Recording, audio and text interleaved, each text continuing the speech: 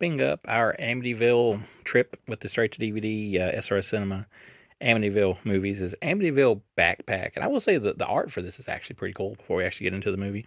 If you haven't seen the previous videos, there's a whole big trend now where it used to be Ouija movies. Now it's Amityville movies. I think for a while there was Bigfoot movies and Exorcist movies and Shark movies, and they're just combining everything into movies that can be entertaining, but more or less they're usually pretty bad. This one is about a guy who comes across a backpack that looks a lot like the Amityville house. It's got the little windows in it and all this stuff, and then whoever puts it on, it kills them. It's also a living backpack, so it moves around and whatnot, and the guy's life is just basically falling apart, and the backpack goes around killing people, and then eventually, of course, he has to deal with it himself. This is directed by Evan Jacobs, who is, if I'm not mistaken, the same guy that gave us the Amityville uh, Death Toilet movie, or Amityville Toilet. I guess Amityville Death Toilet, because he did like a bunch of Death Toilet movies, I'm pretty sure. Um, I've never seen those. They look very interesting, though. I would probably be tempted to check them out at some point. I'm sure they're on Tubi because most of the SRS catalog is on Tubi, along with my movies that SRS distributed. This one, it's okay. I mean, it's bad, which I knew was going to be bad. It's just a matter of, like, is it fun bad? Or is it bad bad?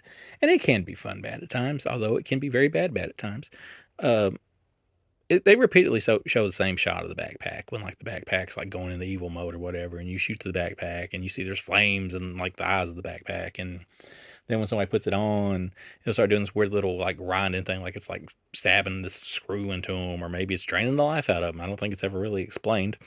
Although I did watch this at like 5 a.m., so I could have missed that. Which, I mean, how could I miss something as simple as Amityville Backpack? But nonetheless, it could have done a little more. I feel like they're just trying to get the gimmick of the backpack, getting on there and doing this whole drill thing, which Marcus Koch, or whatever, Cook, or whatever his name is, the dude did Rot, or Gut Rot, or was it in Gut Rot?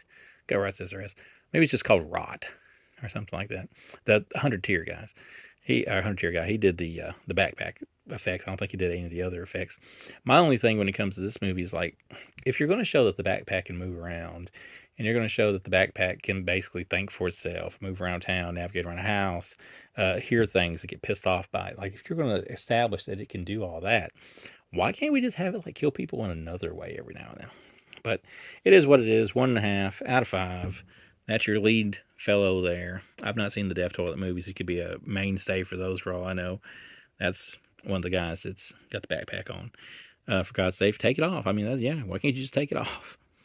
But commentary, trailer, interviews with Roy. I ain't going to even try to say that last name.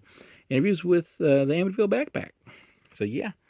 SRS Cinema putting this stuff out. I'm assuming it must be doing pretty good because there's like an Amityville multiverse movie coming out. There's a lot of Amityville movies coming out. But this is available from SRS. Check it out. It's bad, but if you got a bunch of people around, a good get together, you might find a little something to enjoy with it.